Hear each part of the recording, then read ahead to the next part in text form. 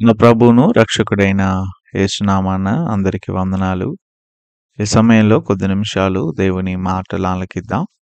సామెతల గ్రంథము 10వ అధ్యాయము 20వ వచనము. సామెతల గ్రంథము 10వ అధ్యాయము 20వ వచనము. నీతిమంతుని నాలుక ప్రశస్తమైన వెండి వంటిది, భక్తిహీనుల ఆలోచన పనికి మాలినది. దేవుడు తన పరిశుద్ధ వాక్యము నేడు మన వినికిడిలో ఫలింపు దయచేయునుగాక. ఆమేన్. చదివినటువంటి ఈ సామెత నీతిమంతుని విషయమై, భక్తిహీనుని విషయమై తెలియపరుస్తుంది. నీతిమంతుడు మరియు భక్తిహీనుడు వారి యొక్క స్వభావాల గురించి ఈ సామెత మాట్లాడుతుంది. ఈ సామెత కూడా ఈ uses of tongue, constructed uses of tongue, so మాటలు లేదా నాలుకను ఉపయోగించేటటువంటి ఆ విభిన్నమైనటువంటి వ్యత్యాసముల గురించి మాట్లాడుతుంది. అంటే యూజెస్ ఆఫ్ టంగ్, ఎవరు ఎలా నాలుకలను ఉపయోగిస్తారు, ఎవరు ఎలా మాటలను ఉపయోగిస్తారు అనే సందర్భంలోనే ఈ సామెత కూడా రాయబడుతుంది. ఇక్కడ రాయబడినటువంటి మొదటి మాటను మనం ఆలోచన చేస్తే, నీతిమంతుని నాలుక ప్రశస్తమైన వెండి వంటిది. నీతిమంతుడు అనేటువంటి మాటకు 3 అర్థాలు ఉన్నాయి. ఒకటి జస్ట్, రెండోది లాఫుల్, మూడోది రైట్. మొదటి మాట జస్ట్ అంటే సాధారణంగా ఎలా ఉండాలో అలా అనే అర్థం. లాఫుల్ క్రమముగా, ఆర్డర్ వైజ్ అనేటువంటిది. మాట ప్రకారంగా లేదా క్రమ ప్రకారంగా అనేటువంటి ఆలోచన. రైట్ అనేటువంటి మాట, ఈ రైచస్ అనే పదం, ఈ రైట్ అనేటువంటి పదం నుంచే వచ్చింది.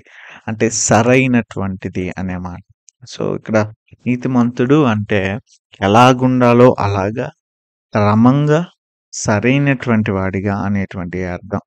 నాలుక అనేటువంటి ఈ పదానికి 2 అర్థాలు ఉన్నాయి. ఒకటి స్పీచ్ అనేటువంటి మాట, రెండవది ఆ నాలుక అనే మాట టంగ్ అనేటువంటి ఆలోచన.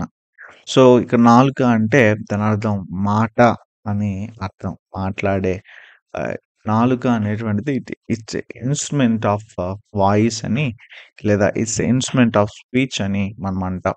కాబట్టి నాలుక అంటే ఇక్కడ మాట్లాడడం అని అర్థం. సో ప్రశస్తమైన వెండి వంటిది. ఈ 2 పదాలను కూడా మనం ఆలోచన చేస్తే, ప్రశస్తమైన అనేటువంటి మాట చాలా ఉన్నతమైనటువంటి మాట. ఈ సామెతలో ప్రత్యేకించి ఈ మొదటి మాటకు విలువైన అర్థాన్ని చేకూర్చే మాట. ప్రశస్తమైన అనే ఈ పదానికి 2 అర్థాలు ఉన్నాయి. ఒకటేమో టు చూస్, రెండోది టు చాయిస్. టు చూస్ అంటే కోరదగిన, చాయిస్ ఎంచుకునేటువంటిది అనే ఆలోచన. వెండి వంటిది, వెండి, సిల్వర్ అనేటువంటి మాట. వెండి వంటిది అనే ఈ మాట జ్ఞాపకం చేయడంలో ఉన్న 2 ఆలోచనలు ఏంటంటే, one is valuable, second one is useful. అంటే విలువైనది, అదే రీతిగా ఉపయోగపడేది, అంటే ఉపయోగంలోనికి వచ్చేది అని అర్థం.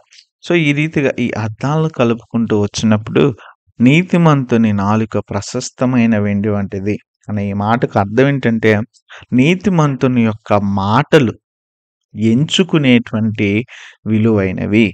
నీతిమంతుని యొక్క మాటలు కోరదగినటువంటి, ఉపయోగపడేవి.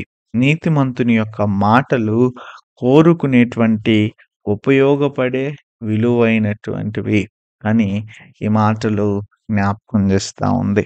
అదే రీతిగా రెండవ మాట, భక్తిహీనుల ఆలోచన పనికిమాలినది.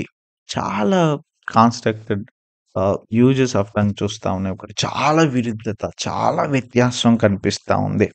నీతిమంతుని మాటలేమో కోరుకోదగినవి, అవి కోరుకునే దానిలో విలువైనవిగా, అదే కోరుకునే దానిలో విలువ కలిగినవిగా, అదే రీతిగా ఉపయోగపడేలాగా ఉన్న అర్థాన్ని, ఉన్న మాటని జ్ఞాపకం చేస్తూ ఉంటే, భక్తిహీనుని యొక్క ఆలోచన అది ఉపయోగపడేది కాదని, అది ఉపయోగపడేది కాదు, అదే రీతిగా విలువైనది కాదు అనే మాట చూస్తా ఉన్నాం. ఈ మాటను కొంచెం విపులంగా ఆలోచన చేస్తే, భక్తిహీనుల ఆలోచన పనికిమాలినది. భక్తిహీనులు అనే మాటకు ఈ రీతైన అర్థాలున్నాయి. వికెడ్ మరియు క్రిమినల్. వికెడ్ మరియు క్రిమినల్. వికెడ్ అంటే పాపపు సందర్భం సంబంధించిన వాడు. క్రిమినల్ అంటే ఆ రీతి అయినటువంటి నేరం చేసేటటువంటి స్థితి కలిగిన వాడు. ఆలోచన అనేటువంటి ఈ మాట గూడా మనం చూడవలసిన వారమైనాం. దీనికి ఉన్నటువంటి 3 అర్థాలు the heart and inner man and will. So, ఇక్కడ గూడా ఆలోచన, the heart, the inner man అనే మాటను కొంచెం ఆలోచన చేస్తే భక్తిహీనుల ఆలోచన. అంటే ఇది గూడా మాటకి సంబంధించిందే. ఎందుకంటే ఆలోచనల నుంచే మాటలొస్తాయి. ఇక్కడున్నటువంటి అర్థం the heart, the heart, the wicked heart అంటే మాటలు ఆ హృదయంలో నుంచి వస్తాయి కాబట్టి ఆ సందర్భం ఉపయోగపడింది. ఇన్నర్ మ్యాన్ అనే మాట కూడా రాయడం చూస్తాం. సో, ద ఇక్కడ జ్ఞాపకం చేయబడుతున్న మాట భక్తిహీనుని యొక్క మాట. భక్తిహీనుని హృదయం, భక్తిహీనుని యొక్క హృదయంలో నుండి వచ్చే మాట అని ఇక్కడ ఆ హృదయం లేదా ఆలోచన అనేటువంటి అర్థం రాయబడింది. పనికి మాలినది అంటే వాస్తవంగా ఈ మాటకున్నటువంటి 2 అర్థాలేంటంటే డ్రోస్ అనేటువంటి ఒక అర్థం రాయబడి ఉంది. రెండోదేమో స్మాల్ మ్యాటర్ అనే మాట. సో, స్మాల్ మ్యాటర్ అనేటువంటి దానిలో అర్థం ఏంటంటే నాట్ వాల్యుబుల్ అంటే విలువైనది కాదు అని చెప్పడం. డ్రోస్ అనే మాటలో అదే అర్థం వస్తుంది. అదే రీతిగా నాట్ యూజ్‌ఫుల్ అనే అర్థం కూడా వస్తుంది. Not useful, not valuable. Dross అంటే లిటరల్ మీనింగ్ ఏంటంటే చెత్త, చెత్త. అదే రీతిగా పనికి రానిది అని అర్థం. కాబట్టి భక్తిహీనుల యొక్క మాటలు, భక్తిహీనుని హృదయం, భక్తిహీనుల ఆలోచనలు, భక్తిహీనులు మాట్లాడే ఆ స్థితి అయిన ఆ హృదయం అనేటువంటి సందర్భం అది చెత్త, అది విలువైనది కాదు, అది ఉపయోగపడేది కాదు అనేటువంటి అర్థాన్ని జ్ఞాపకం చేస్తుంది. కాబట్టి ఈ 2 గూడా మాటల సంబంధించిన మనుషుల యొక్క స్వభావం చెప్తున్నాయి. నీతిమంతుని యొక్క మాటలేమో కోరుకునే విలువైనవి. నీతిమంతుని యొక్క మాటలు కోరదగిన ఉపయోగపడేవి.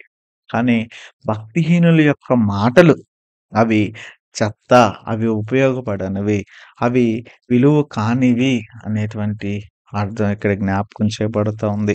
కాబట్టి సామెత 2 విషయాలను మన ఎదుట ఉంచుతా ఉంది.